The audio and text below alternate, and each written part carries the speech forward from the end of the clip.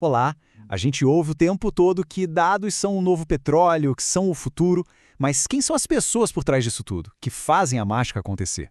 É exatamente isso que vamos desvendar hoje, os papéis essenciais de analista, cientista e engenheiro de dados. Vamos mergulhar nesse universo. Então a grande pergunta que guia a nossa conversa é essa: quem é que pega aquela montanha de dados brutos, aquele monte de informação solta, e transforma em algo que pode, de fato, mudar o rumo de uma empresa? A resposta, olha, não é uma pessoa só. Na verdade, é um time onde cada um tem uma habilidade muito específica. Vamos começar com o nosso primeiro personagem, o analista de dados. Para facilitar, pense nele como o detetive da história, sabe? A missão principal dele é investigar o que já aconteceu para encontrar pistas valiosas. E o que esse detetive está procurando, afinal? A resposta para uma pergunta bem direta. O que aconteceu? É isso. O analista olha para o passado, para os dados históricos de vendas, de marketing, de operações e tenta entender o que deu certo, o que deu errado, para gerar ideias que ajudem o negócio agora. O dia a dia de um analista geralmente segue um fluxo bem claro. Primeiro, ele precisa coletar os dados e dar aquela limpada inicial, tirar o que não serve. Depois, vem a parte da investigação mesmo, a análise exploratória, onde ele vai caçar padrões e tendências. E por fim, o mais importante, ele precisa saber contar essa história, comunicar descobertas através de dashboards e relatórios bem visuais. E para fazer tudo isso, o analista tem um cinto de utilidades bem específico.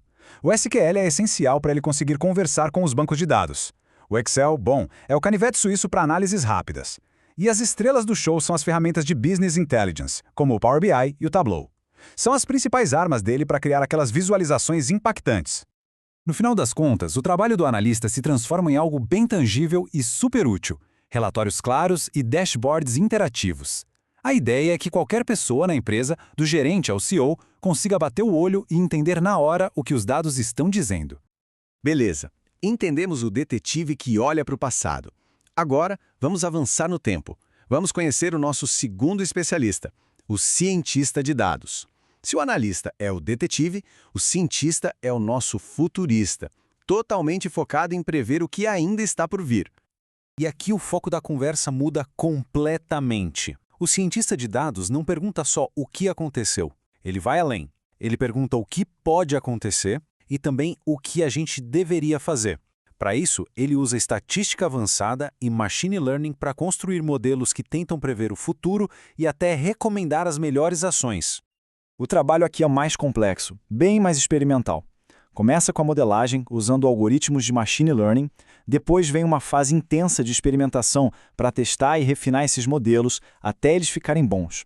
E não para por aí, não. Ele vai fundo para entender as causas dos fenômenos e descobrir como otimizar os resultados.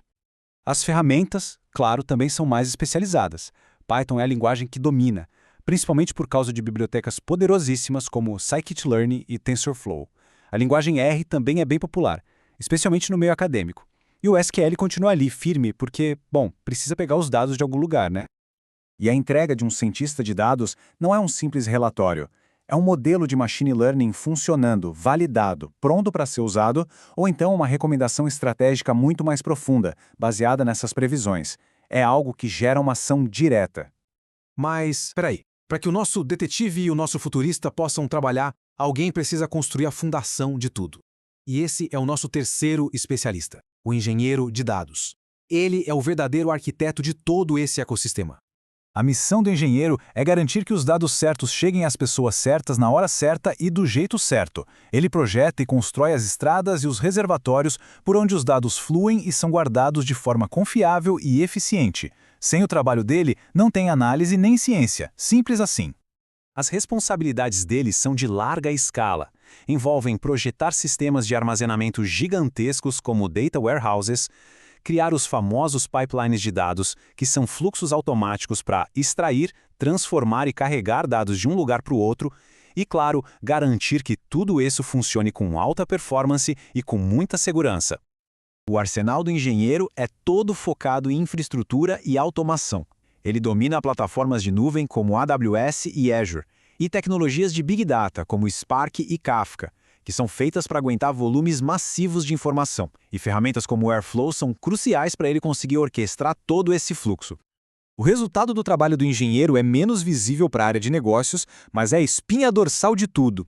Ele entrega pipelines de dados que funcionam sozinhos e uma arquitetura de dados sólida, prontinha para que os analistas e cientistas possam construir em cima dela.